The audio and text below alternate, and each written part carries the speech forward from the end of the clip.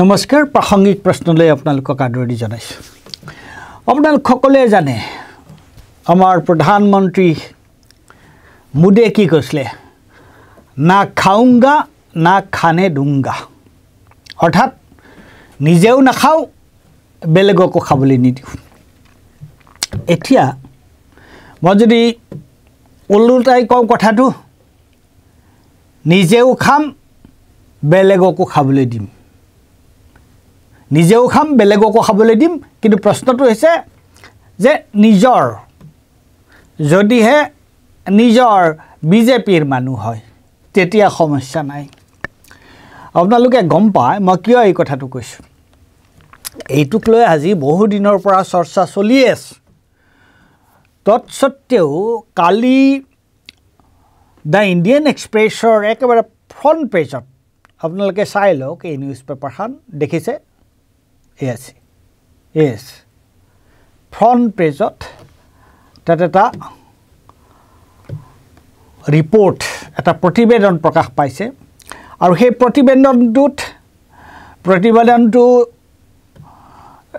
প্ৰতিবেদনটো যুগুত কৰিছে কোনে? দীপ্তিমান তিৱাৰী। এইটো এটা ইনভেষ্টিগেটিভ এটা ষ্টৰী, দীপ্তিমান তিৱাৰী। আৰু এই দীপ্তিমান তিৱাৰীয়ে 3 এপ্ৰিলৰ ইণ্ডিয়ান এক্সপ্ৰেছৰ প্ৰথম পৃষ্ঠাত যিটো খবৰ প্ৰকাশ পাইছে, যিখন প্ৰতিবেদন প্ৰকাশ পাইছে, তাৰপিছত এই প্ৰথম পৃষ্ঠাৰ পৰা দ্বিতীয় পৃষ্ঠাটো তাৰ এই বিষয়ে খবৰ আছে। আৰু তাৰ পৰা 8 নম্বৰ পৃষ্ঠাত একেবাৰে সবিশেষ বিৱৰণ আছে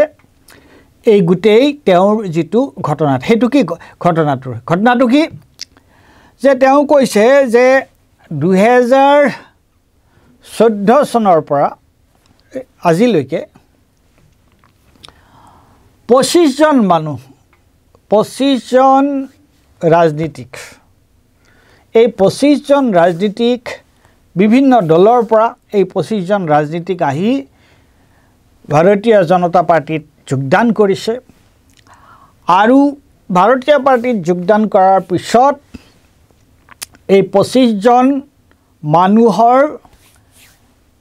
23জনৰ ক্ষেত্ৰত কি হৈছে যে 23জনৰ ক্ষেত্ৰত তেওঁলোকে এই যে প্ৰথম কথা, মোদীয়ে ইমান, সেই কথাটো অলপ স্পষ্টকৈ কোৱা ভাল হ'ব, মোদীয়ে ইমান চিঞৰ বাখৰ কৰি চাৰিওফালে ঢাক ঢোল বজাই কৈছিলে যে ভ্ৰষ্টাচাৰীক শাস্তি দিব। আৰু সেইকাৰণে খুব সগৌৰৱে কৈছিলে, না খাউংগা না খানে দুংগা, মই নিজেও নাখাওঁ বেলেগক খাবলৈ নিদিওঁ। এতিয়া প্ৰশ্নটো হৈছে, এইটো শ্লোগানটো ওলোটাই দিব লগা হৈছে এইকাৰণে যে আপোনালোকে সকলোৱে গম পায় যে ইলেক্টৰেল বণ্ড, নিৰ্বাচনী বণ্ডত কি হৈছে, কেনেকুৱা ধৰণৰ কেলেংকাৰী হৈছে। নিৰ্বাচনী বণ্ডৰ যোগেদি বিজেপিয়ে সকলোৱে কৈছে যে প্ৰিপেইড পষ্টপেইড, আপোনাৰ কেনেকুৱাকৈ ব্যৱসায়িক প্ৰতিষ্ঠানক জোৰ জবৰদস্তি কৰি ইডি লগাই দি তেওঁলোকে চান্দা লৈছে নিৰ্বাচনী বণ্ডৰ যোগেদি, নাইবা কাৰোবাক কোনোবা ঠিকা দিছে, ক'ৰবাত ঠিকা দিছে হাজাৰ হাজাৰ কোটি টকা। আৰু তাৰপিছত তেওঁলোকে ঠিকা দিয়াৰ পিছত ভাৰতীয় জনতা পাৰ্টিৰ পুঁজিলৈ তেওঁলোকে বৃহৎ পৰিমাণৰ চান্দা দিছে। গতিকে এই যিটো শ্লোগান, মোদীৰ যিটো শ্লোগান, সেই শ্লোগানটো এতিয়া সম্পূৰ্ণৰূপে অসাৰ এটা শ্লোগান। এই শ্লোগানটো সেইকাৰণে মই কৈছোঁ, নিজেও খাম বেলেগকো খাবলৈ দিম, সেইটোহে এতিয়া শ্লোগান হোৱা উচিত। তাৰ এইটো এটা শ্লোগান নহয়, তাৰ বাস্তৱ ভিত্তিটো কেনেকুৱা আছে সেই কথাটো মই অলপ ক'বলৈ গৈছোঁ। আৰু সেই কথাটো মই ক'ব নালাগে, ইতিমধ্যে কালি আমি ইমান দিন বিক্ষিপ্তভাৱে এই কথাটো আলোচনা হৈ আছে, কিন্তু কালি প্ৰথমবাৰৰ কাৰণে দীপ্তিমান তিৱাৰীয়ে দ্য ইণ্ডিয়ান এক্সপ্ৰেছৰ যিটো প্ৰতিবেদন প্ৰকাশ পাইছে, তাত তন্নকে সকলোবোৰ সবিশেষ দি প্ৰকাশ কৰিছে আৰু এই তথ্যবিলাকৰ মূল কথাকেইটা কি মই আপোনালোকক গোটেইখিনি আলোচনা কৰাৰ সময় নহ'ব প্ৰথম কথা 25 জন বিৰোধী নেতা তেওঁলোকে যেতিয়া তেওঁলোকৰ বিৰুদ্ধে ইডি সিবিআই ইনকাম টেক্স ডিপাৰ্টমেণ্টৰ কেছ হৈছিল আৰু তেওঁলোক যেতিয়া বিজেপিত সোমাল তেওঁলোকে যেতিয়া বিজেপিত যোগদান কৰিলে তাৰ পিছত কিন্তু এইবোৰ গেঠালা মাৰিলে এই কেছবোৰ গেঠালা মাৰিলে এইটো কোল্ড ষ্ট'ৰত সোমাল এইবিলাকৰ আৰু একো হোৱা নাই আৰু 3 জন মানুহৰ বিৰুদ্ধে থকা কেছ ইডিয়ে উঠাই ল'লে এতিয়া এই যিবোৰ কেছ আছিলে এই মানুহবোৰ কোন আছিলে কংগ্ৰেছৰ পৰা যোৱা 10 জন নেতা শিৱসেনাৰ পৰা 4 জন নেতা এনচিপিৰ পৰা 4 জন নেতা তৃণমূল কংগ্ৰেছৰ 3 জন নেতা টিডিপিৰ 2 জন নেতা এছপিৰ 1 জন নেতা আৰু YSRCPৰ তেওঁলোকৰ 1 জন নেতা এইবোৰ মানুহ আছিলে এই 25 জন মানুহৰ ভিতৰত আৰু তাৰ ভিতৰত বিখ্যাত মানুহবোৰৰ নামবোৰ যি সকলোৱে চিনি পোৱা নামবোৰ কোন হেবোৰ কি আছিলে হে হৈছে অজিত পাৱাৰ প্ৰফুল পেটেল শুভেন্দু অধিকাৰী অজিত পাৱাৰ এতিয়া মহাৰাষ্ট্ৰৰ ডেপুটি চিফ মিনিষ্টাৰ য'ত শিৱসেনাৰ ফালি অহা গোট আৰু এনচিপিৰ ফালি অহা গোট আৰু বিজেপিৰ লগত লগ লাগি যিখন চৰকাৰ কৰিছে তাত য'ত যিখন চৰকাৰৰ আৰু বিজেপিৰ যি চৰকাৰ হৈছে সেই চৰকাৰৰ তেওঁ উপমুখ্যমন্ত্ৰী তাৰপিছত প্ৰফুল পেটেলো এনচিপিৰ পৰা অহা তেওঁ এতিয়া অজিত পাৱাৰৰ লগ লাগিছে শুভেন্দু অধিকাৰী সময়ত তৃণমূল কংগ্ৰেছৰ আছিল মমতাৰ সোঁহাত আছিল এতিয়া তেওঁ পশ্চিমবংগ বিধানসভাৰ বিৰোধী দলৰ নেতা তেওঁ তাৰপিছত আমাৰ নিজৰ হিমন্ত বিশ্ব শৰ্মা আৰু ছগন ভুজপাল মই কেইজনমান মূল মানুহ কেইজনৰ কথা কৈছোঁ গতিকে এওঁলোকৰ বিৰুদ্ধে CBI ইডিৰ তেওঁলোকৰ কেছ আছিল আৰু CBI ইডিৰ কেছ যেতিয়াই তেওঁলোকে বিজেপিত যোগদান কৰিলে বা বিজেপিৰ দ্বাৰা সমৰ্থিত চৰকাৰৰ তেওঁলোক এটা NDA চৰকাৰৰ তেওঁলোক লগ লাগিল তেতিয়াৰ পৰা তেওঁলোকৰ বিৰুদ্ধে থকা যিবোৰ কেছ সেইবোৰ গেঠালা মাৰিলে আৰু 3টা কেছ অজিত পাৱাৰ প্ৰফুল পেটেল আৰু এজন হৈছে প্ৰতাপ সাৰনায়ক শিৱসেনাৰ এওঁলোকৰ বিৰুদ্ধেটো কেছেই উঠাই ল'লে এতিয়া ঘটনাটো হৈছে কি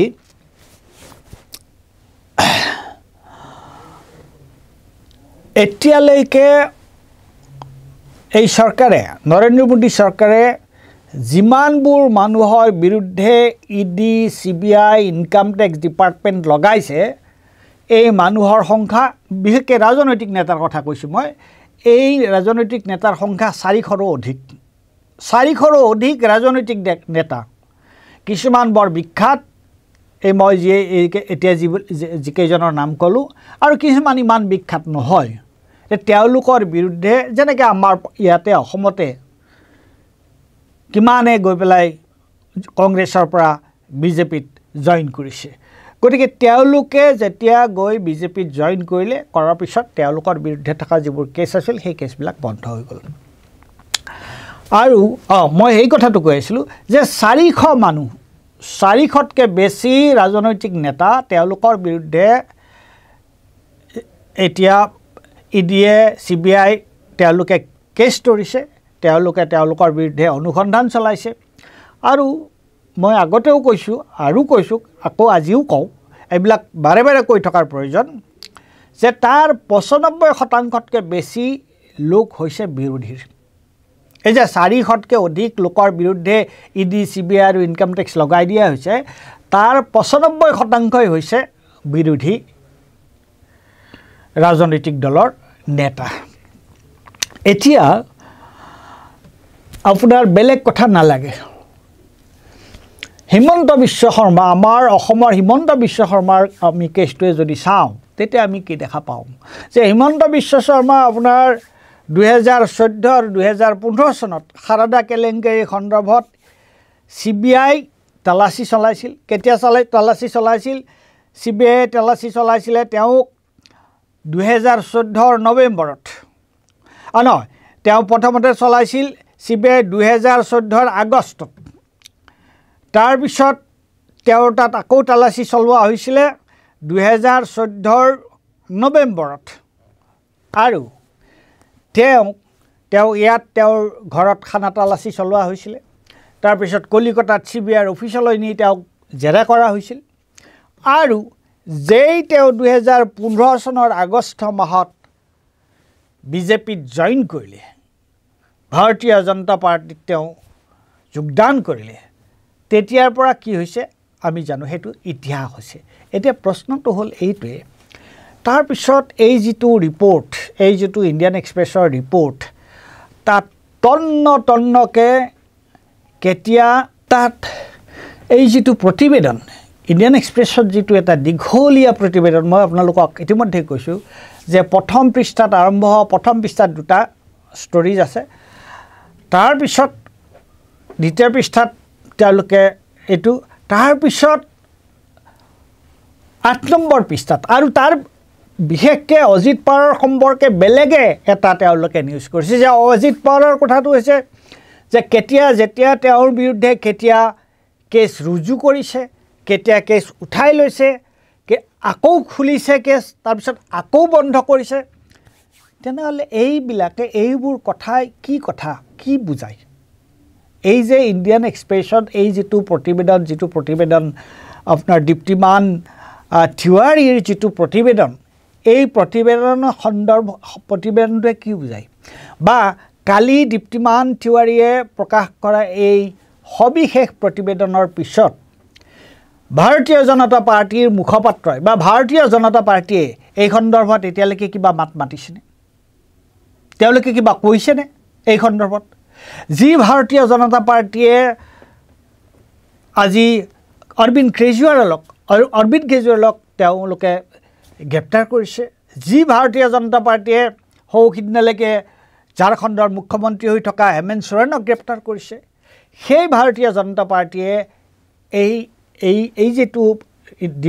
ইণ্ডিয়ান এক্সপ্ৰেছত যেটো প্ৰতিবেদন ওলাল সেই সম্পৰ্কে কিবা কৈছেনে ছগন ভুজপালৰ অৱস্থা কি হৈছিল এসময়ত আমি সকলোৱে গম পাওঁ তেওঁ NCPৰ নেতা আছিল আৰু সেই ছগন ভুজপালে যেতিয়া অজিত পাৱাৰৰ লগ লাগি একনাথ সিন্ধেৰ চৰকাৰত সোমাল তেতিয়াৰ পৰা সব বন্ধ হৈছে সব খালাস মই এইটো কথাই কওঁ খালাস বুলি কওঁ গতিকে যে না খাউঙ্গা না খানে দুঙ্গা এই অৰ্থটো এই যেটো শ্লোগান আছিল মোদীৰ সেই শ্লোগানটোৰ কিবা অৰ্থ থাকিলনে আৰু এই যে জল পটপটকে এই ধৰণৰ প্ৰতিবেদন এখন প্ৰকাশ পাইছে সবিশেষ তথ্য পাতিৰে সৈতে যে কেতিয়া CBI তেওঁলোকৰ বিৰুদ্ধে কেছ ৰুজু কৰিছিল ইডিয়ে ৰুজু কৰিছিল কেতিয়া সেই কেছ উঠাই ললে তাৰ পিছত যেতিয়া তেওঁলোক বিজেপিলৈ গ'ল যোৱাৰ পিছত কোল্ড ষ্টোৰেজত থলে এইবিলাক সব এই কেছবিলাক গেঠালা মাৰিলে এইটোৱে কি বুজায় তাৰ মানে এইটো এটা কথাই বুজায় যে তুমি যদি বিজেপিৰ লগত থাকা তুমি যিমান দুৰ্নীতিতে তুমি যিমানেই ভ্ৰষ্টাচাৰ নকৰা কিয় যিমানেই দুৰ্নীতি নকৰা কিয় তোমাৰ সকলো মাফ আৰু তুমি যদি বিৰোধী ৰাজনৈতিক দলৰ লগত আছা যদি ইণ্ডিয়া গঠবন্ধনৰ লগত আছা ইণ্ডিয়া এলায়েন্সৰ লগত আছা তেতিয়ালে তোমাক সামান্য কিবা এটা অজুহাতটো আমি এৰেষ্ট কৰিব পাৰোঁ সামান্য কিবা এটা অজুহাতটো যেনেকুৱা যি অজুহাতত হেমন্ত সোৰেনক গ্ৰেপ্তাৰ কৰা হৈছে যি অজুহাতত অৰবিন্দ কেজৰিৱালক গ্ৰেপ্তাৰ কৰা হৈছে আৰু এনেকুৱা বিৰোধী নেতা কিমান বিৰোধী নেতাক এই ধৰণৰ হাৰাশাস্তি কৰা হৈছে আৰু হাৰাশাস্তি কৰি ভয় দেখুৱাই ইডি CBI ভয় দেখাই না অতিশি আপৰ এগৰাকী অতি শক্তিশালী নেতা তেওঁ কৈছে যে তেওঁৰ সম্বন্ধীয় মানুহৰ যোগেদি কোৱা হৈছিল যে তুমি সঁচাকৈ তোমাৰ যদি ৰাজনৈতিক কেৰিয়াৰ যদি তুমি তেওঁ প্ৰেছ মিট দিছে তোমাৰ যদি ৰাজনৈতিক কেৰিয়াৰ তুমি যদি নিজৰ ৰাজনৈতিক কেৰিয়াৰৰ কথা যদি ভাবা তেতিয়াহ'লে তুমি বিজেপিত জইন কৰা আৰু যদি বিজেপিত জইন নকৰা তেনেহ'লে জেলত যাবৰ কাৰণে প্ৰস্তুত হৈ থাকা সঞ্জয় সিং আপৰ সঞ্জয় সিঙে এখন জ্বালামুখী প্ৰেছ কনফাৰেন্স এখন কৰিছিলে দিল্লীত আৰু তাৰ পিছতে সঞ্জয় সিঙক এৰেষ্ট কৰিলে আৰু এতিয়া কি হ'ল এতিয়া কোৰ্টত কি হ'ল যে সঞ্জয় সিঙৰ বিৰুদ্ধে কোনো সাক্ষ্য প্ৰমাণেই নাই আৰু ফলস্বৰূপে সঞ্জয় সিঙক বেইল দিবৰ কাৰণে বাধ্য হ'ল গতিকে এই ধৰণৰ এটা যিটো অৱস্থা ভাৰতবৰ্ষত বৰ্তমান চলিছে আৰু এইটো যে এটা এই যে বিজেপিৰ যিটো কথা স্বচ্ছতাৰ যিটো কথা কয় নিকা ভাৱমূৰ্তিৰ যিটো কথা কয় সেইটো যে সম্পূৰ্ণৰূপে ফোপোলা সেইটো যে এটা বৰ ডাঙৰ মিছা কথা এই কথাটো কালিৰ ইণ্ডিয়ান এক্সপ্ৰেছৰ যিটো প্ৰতিবেদন সেই প্ৰতিবেদনত বিস্তাৰিতভাৱে প্ৰকাশ পাইছে আৰু ইয়াৰ পিছত অন্ততঃ